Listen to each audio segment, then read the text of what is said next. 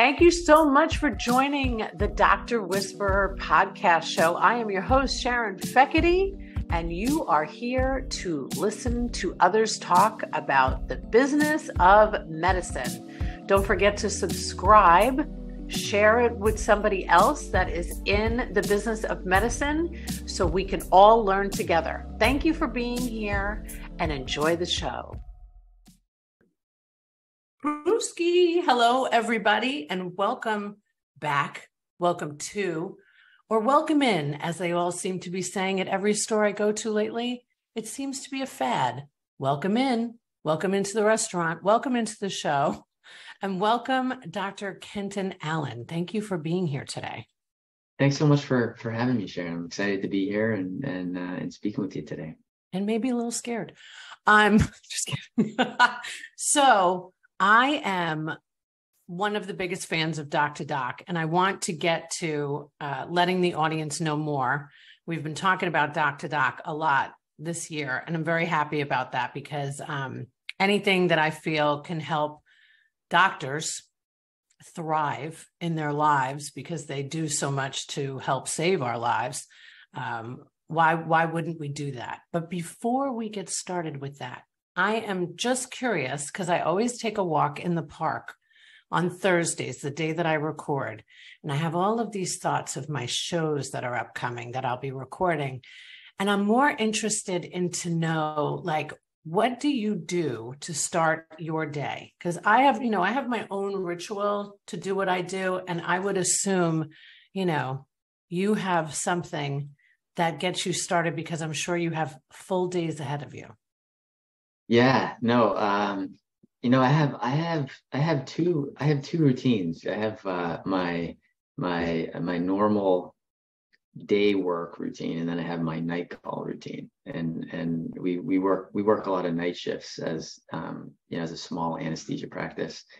So right now I'm on my night call routine. So I worked through the night, and then this morning answered the emails that were in my inbox, and had breakfast with. I have three daughters. So they're all still relatively young, 12, 10, and 6, and then drove them to their various sports camp this morning after breakfast. So that's usually my night call routine. I love this. Okay. Breakfast with the girls. Mm-hmm. Where they need to go, and then where's your wife during this time? Well, she typically, the morning is her time to relax herself. So yeah, so I take that portion, and then she takes the afternoon, which is when I'm trying to catch up on some sleep going into my next shift. So yeah, so I love it. So she's I'm not even sure what she does. She's doing whatever what she wants, whatever she needs to do to regroup. Love it. All right. So now, what about when you're doing the day shifts? Yeah. So, we again wake up pretty early, and I'm generally an afternoon evening exerciser. So my morning routine is to have breakfast and coffee on the go on the way to work. I have about a 30-minute commute in, and look up my kind of think through the cases that I look up the night before on the way in, and jump right into work. So it's a pretty get up and go kind of normal routine most days. Yeah, and I bet you've been doing that for a while. Anytime I hear anybody say that they get up and they look at their email, I'm like, whoa. But that is part of the gig that you are in. You have a very, very busy life, but it is beautiful that you get to spend that quality time with your girls. And then take them to camp, because we all need some kind of balance in this massive thrush of healthcare that we work in. So especially for you as a practicing physician, and also in business with Doc2Doc. Yeah. It's the work-life balance is I think it's not something that you ever fully achieve, right? It's always an act of making adjustments as you go. So as the pendulum swings one way, and then life changes and you need to swing back the other direction, it's always a work in progress, but you're right. I think understanding what your priorities are and being really deliberate about making that time. And for me, those, at least for weeks like this, having breakfast and catching up and driving in the car it's probably my favorite part of the day. That's awesome. So when your girls listen to this in like 10 years, when they start caring about what their dad does for a living, because they don't always at that age. Yeah, that happens. Did we get to that point? Yeah, I don't know. I don't know. My 19-year-old is, I don't even actually think he knows. I was just in New York and it took him 2 days to say, so how was New York? He has a full life and being a teenage boy in college. So yeah, it's great though. It's great to be able to spend some family time. So I'm interested because now you are physician number 3 that I've spoken to from the beautiful land of Doc2Doc. And I have this is a pretty high bar. I got to be honest. I've really enjoyed my conversations. We've had some laughs. We've enjoyed these chats, and I'm interested to know how you all connected. Yeah. Well, you've spoken with Zwade Marshall and Josh Lumley, right? So that's correct. Those are two really difficult acts to follow. So I hope I don't disappoint you with the third edition here from Doc2Doc. But we all knew each other from. We all trained at the same anesthesia residency program, which is kind of the common thread through how we connected and how we tied together. So Zwade and I trained in the same residency class, and so we were in Boston together for 3 years at Brigham and Women's, and Zwade was the chief resident of our class. I'm sure in speaking with him, you could probably got it going on. You could see why he's he's an amazing doctor, but also an amazing person. And Josh, similarly, he preceded us in the same residency program by about 3 or 4 years, but we came to meet each other at an alumni reception at an annual medical conference when we were first trying to get feedback on whether Doc2Doc was a good idea or not, and we're soliciting kind of advice and thoughts and feedback from as many people who would listen. And Josh was one of the most thoughtful of all the conversations we had right off the bat. So it's so great. No, it's funny because once you meet like a friend of a friend, you're like, oh, well, these guys they're all connected on another level.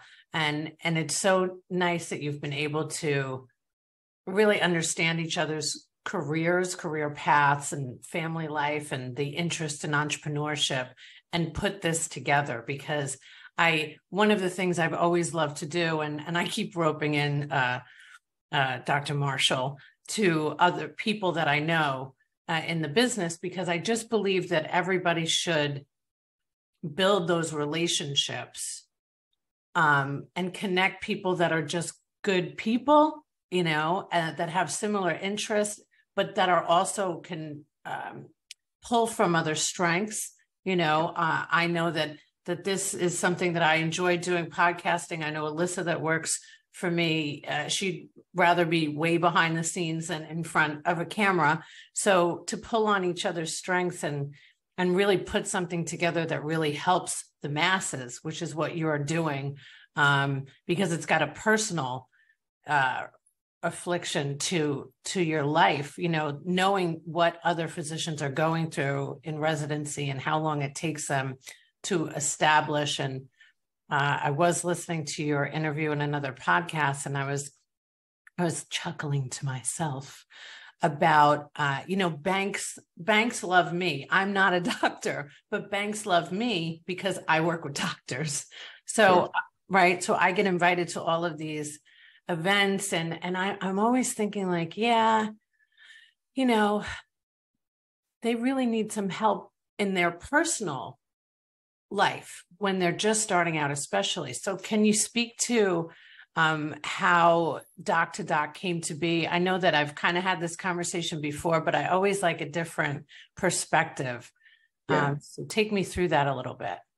Yeah. Well, it was kind of born out of the shared experience that Swada and I had when we were early in our careers, and I'll share mine. I was living in Boston in deliberately not the best part of Boston. And at that time, my wife and I, we had two daughters. My wife was a nurse. We met while I was in medical school. She supported so nice. Yeah. It's she supported me through medical school, and when we moved to Boston, had some career aspirations that she wanted to achieve, and so including going back and getting a graduate degree, and so when we were living off of my salary, the math was really tight, and to have rent, partial daycare, and just kind of life expenses in a city in Boston with a family. The $54,000 a year I was making, I had $225,000 worth of student loan debt, so it didn't add up. And through that 3 years, it was a really stressful clinical time, but really the biggest stressors in my life were financial. And when I explored what my options were to supplement my salary, and I was viewed by traditional banks as being really high risk, and primarily because my income relative to the debt that I carried was low, and I had no black marks on my credit score, but I by no means had a mature credit profile, having I was in medical and business school for 6 years prior to that, so I had no income outside of the loans I was living on. So my credit profile looked really immature, and you put all that together, and nobody wanted to lend money to me, and so here I am in my mid 30s, not wanting to ask my parents for help, who my parents were so supportive, both financially and emotionally through everything. But there comes a time in life where you want to stand on your own 2 feet, and so we ended up using a lot of credit card debt. But to directly answer your question, what was the foundation for which Doc2Doc was founded on? It was that experience, because it felt as though that I was otherwise on a promising career trajectory. We in our first year of residency had job offers for when we graduated 2 years later that were several multiples what our salaries were in residency, and nobody seemed to see any of that, and so our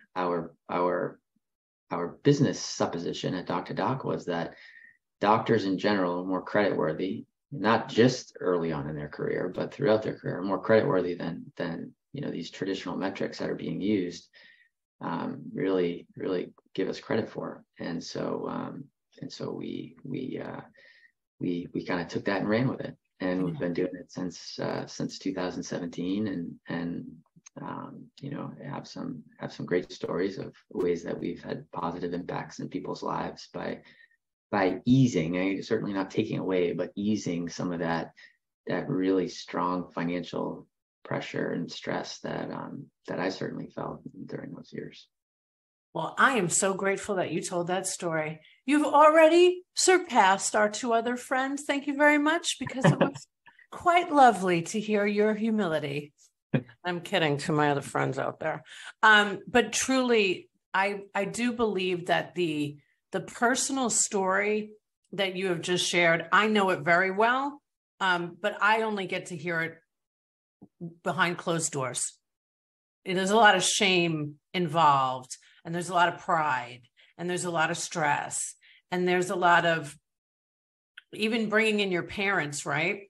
I know that your mom was a nurse and your dad a salesman in a family business, entrepreneur, and here you are like anesthesiologist, and the fact that you can't get what you need to get to the next level seems, it seems insane. But I like to make little comparisons for people to understand how unjust the system is, or how people think in business sometimes. I used to do a lot of recruiting for physicians and nurse practitioners, nurses, and the like.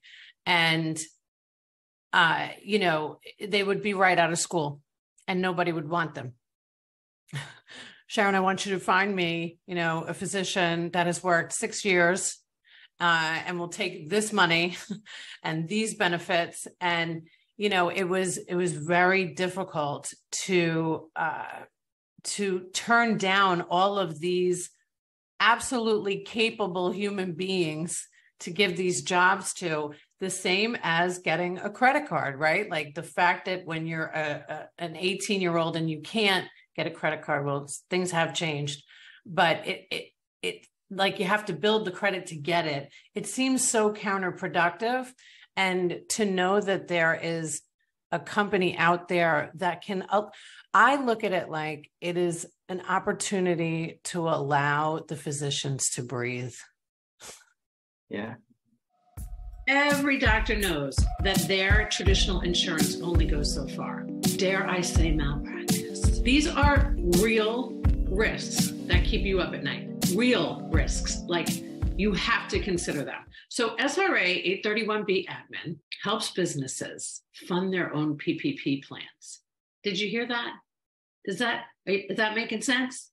So SRA 831B admin helps you mitigate risk and lower your tax liability by putting money into a vehicle that's tax advantaged. You need that. Dentists that were deemed non-essential, remember that in the pandemic? The ones that had these 831 plans, they were able to file a business interruption claim and use their tax advantage dollars. So what are you waiting for? Check out SRA 831B admin. You won't regret it. This podcast is sponsored by Doc2Doc, the personal lending platform designed for doctors by doctors. Doc2Doc believes that traditional lenders overestimate the risk of lending money to doctors, focusing too much on challenges of their financial past and giving them insufficient credit for the promise of their financial future. Yeah, we love what Doc2Doc is doing within our community. That is for sure. And we encourage you to visit their website at doc2doclending.com. Learn more about them today.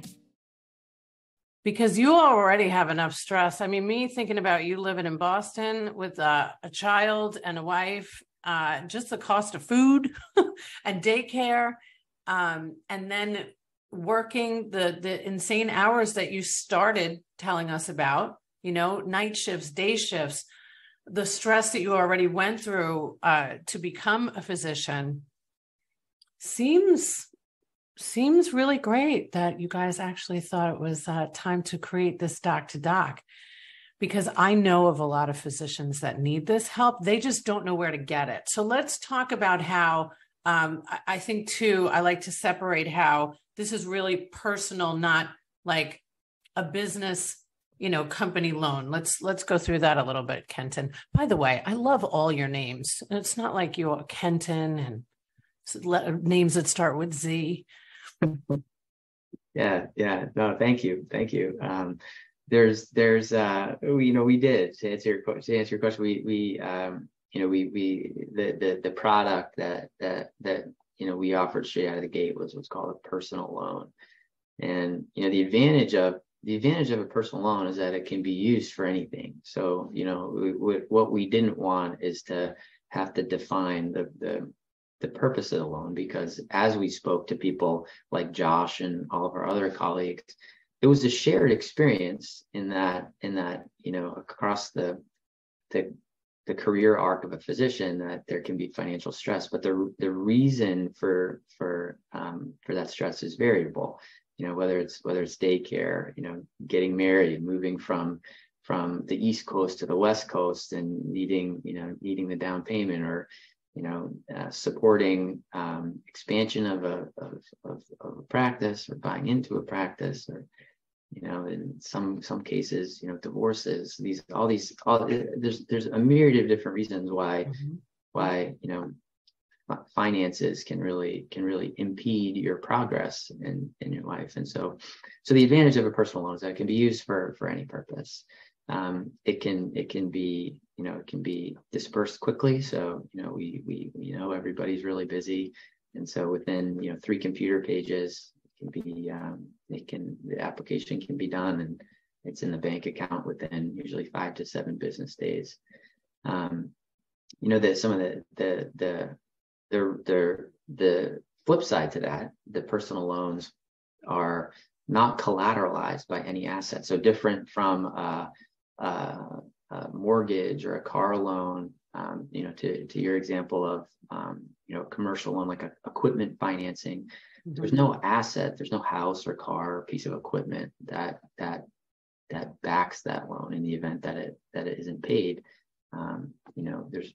There's nothing as collateral, and so the interest rates on those loans are higher than asset-backed loans, but again, the advantage is that it can kind of keep your progress moving forward. And we felt that in the market, the real mispricing was in that personal loan category, because in that instance, you're not underwriting an asset, you're underwriting an individual. And how creditworthy is this individual? Because you're basing the risk based on the reliability that those loans will be paid back, and that's what's being underwritten, and that's what we felt was most strongly in that lending industry misunderstood. And so we started by offering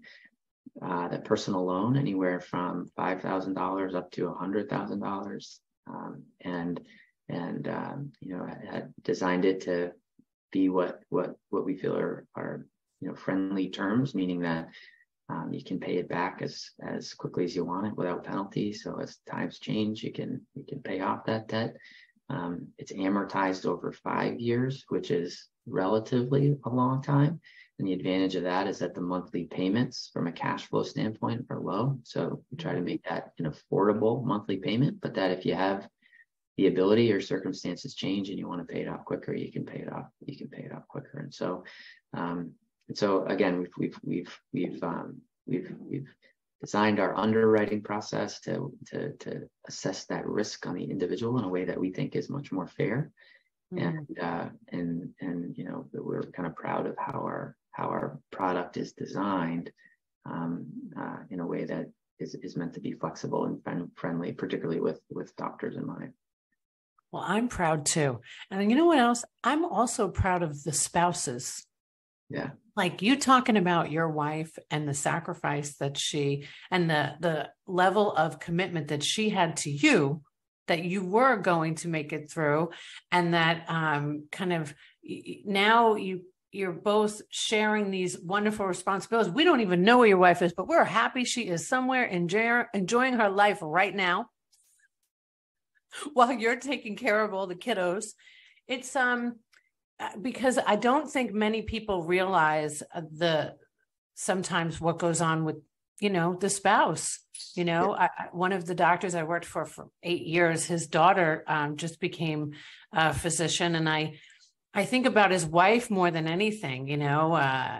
His wife, stopped working and raised his daughter. And now she's a physician. It's beautiful to see all of that. But I think our families don't get enough credit. Not mine. My husband's a UPS worker and I'm not a doctor. It's a little different, but all the stories that I've heard are so beautiful about how you commit to each other and know what the long-term will be. But in the beginning, it's a real struggle. That stress that you mentioned before really hit me I was, thinking about all of that financial stress that you guys can be a big part of alleviating. Yeah. And you're right. It's having someone you can lean on to help bear that burden is the best thing you could have. And my wife is amazing. I don't know where she is, but I know what she's doing. She's working at Doc2Doc. So that's one of the one of the other kind of challenges that we faced here when we talk about work-life balance is, when we felt so strongly that Doc2Doc was a good idea and could have a positive impact. The other factor is, well, how is this going to work into our life? And she had a clinical nursing career. I had just finished my training after a long time of getting to that point, and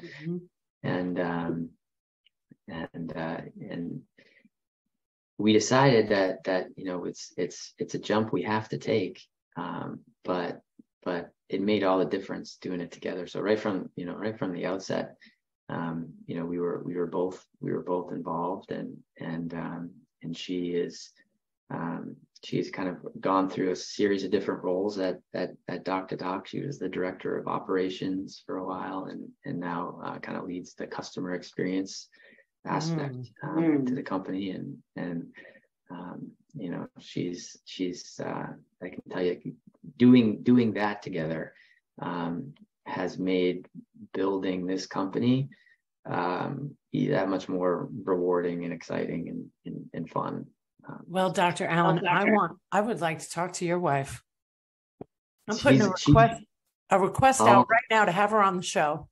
Well, I'll tell you that she will, if she's your fourth conversation of someone from Doc2Doc, I can almost guarantee she'll be the favorite. She's going to blow all your doors off. You think I don't know that already? Come on now.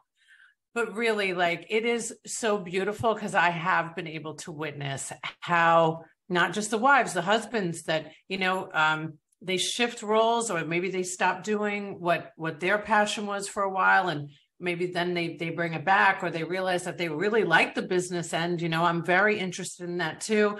There's a purpose of doing this show myself. And as much as I've always loved restructuring medical practices, it wasn't something I wanted to do anymore, but I never wanted to let go of providing a service for physicians, because I know that most people on the outside don't really know what it's really like, and what the struggle is really like. Yes, it has its perks, right? I'm sure you have a wonderful, beautiful life, but it comes with a lot of work, a lot of stress. And I think that people think that money just kind of falls on top of you. Like Dr. Allen walks outside and money just goes all over your head. Not the case, everybody. Not the case. It's a lot of work. So yeah. All right, great. We're putting a plug in for your wife. What is your wife's first name? Rachel. Rachel. Beautiful. Good job, Rachel. Good job. Good job on the vest. We're loving the swag, and I mean that. I've already put a request in to get some of that Doc2Doc swag. I love what you guys do. I've been a big fan since the day a really good guy introduced me to you guys, Ethan, who does a lot of consulting for physicians. He's got a great story too. He's been on the show before. So is there anything else you want the audience to know before we go today? Well, we're always here to speak with anybody, and if we may be helpful, we kind of pride ourselves in helping ease that burden, that financial burden, and it doesn't necessarily need to be through a loan. We have a panel of doctors on our team who are happy to speak through whether our product is the product that can help get you past whatever hurdles in front of you. And so, we'll just make ourselves available through you, Sharon, or however anyone wants to reach out to us. We're here and hopefully can make some of that positive impact that we talked about. Oh, you're making a positive impact. All right. And I really appreciate all of the work that you all do to help other doctors. And before we go, I want to know, what is that fun thing that you like to do that is not doctoring and running Doc2Doc? Is it pickleball? Is it hiking? What is it? It's close. I like to play tennis. So tennis is my, you almost got it with pickleball. All the tennis courts are turned into pickleball courts. Do you look down on the people that play pickleball? Come on. No. There's the courts have never been as full. When they were tennis courts, they were always empty courts, and somehow they're being used since they've been turned into pickleball courts. So it's great to see everybody out there. But yeah, did you watch the latest Netflix series about Wimbledon? And I can't remember the name of it, but it's a great documentary. Oh, I'll find it and I'll send it to you. Really, really great. I don't play tennis. My husband loves tennis and golf, and I don't play either one of those, but I'm obsessed with documentaries, especially sports. And I love a good sports documentary. And I have a great respect for people that know how to play tennis. Not an easy sport, but I think from a New Yorker's perspective, a lot more exciting than golf. Just saying. I'm biased too. I'm with you there. All right. Oh, man. Yeah. Well, I look down upon people that have electric bikes because I'm a cyclist. So I'm just going to put it on the show right now. Get off. I'm kidding. You should all be moving your body, right? Because moving is medicine. That's right. That's a big piece of it. That's a big, big piece of it. All right, Doc. Thank you so much for being here today. Everybody check out Doc2Doc. You know the commercial. You know how I feel about them. I don't promote anything that I don't believe in. So thanks for tuning in today. And thanks for being here, Dr. Allen. And I can't wait to meet your better half. Women rule the world. Thanks so much. I really appreciate you having me here. It's great speaking with you. You too. Thank you. Don't forget to mitigate risk. Visit 831b.com for more information. Remember to check out Doc2Doc, the personal lending platform designed for doctors by doctors.